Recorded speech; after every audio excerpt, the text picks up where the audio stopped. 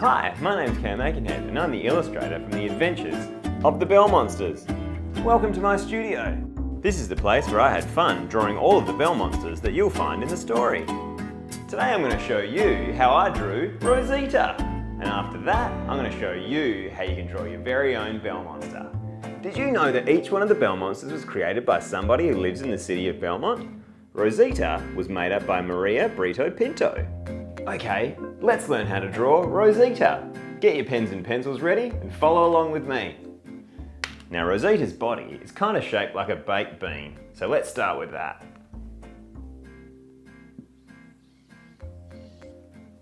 There we go.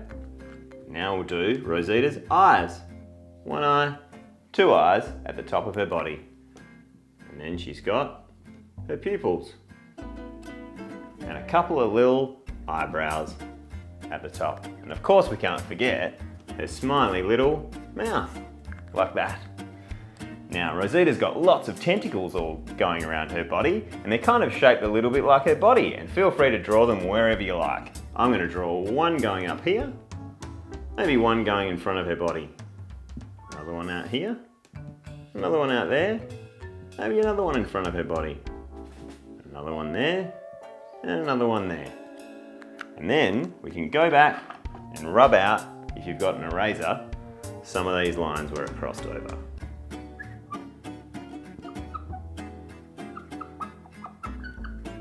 Just like that. And there's Rosita. Now let's go and colour her in.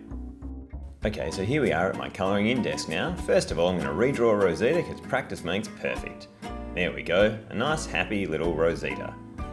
Next, I'm going to grab my yellow felt tip marker and start filling her in. Now, if you don't have a felt tip marker, that's okay. You could use pens, pencils, or anything really, as long as it's yellow. So I'll start with her tentacles and then move around her body and tummy. And we're almost done with the yellow. And if you go outside the lines, that doesn't matter, just keep practicing. Now we need to do her stripes, and her stripes are a kind of orangey red colour, and she's got 2 or 3 depending on how far her little tentacles are sticking out from her body. And there we go, just tying them up a bit, and we're almost done with our Rosita.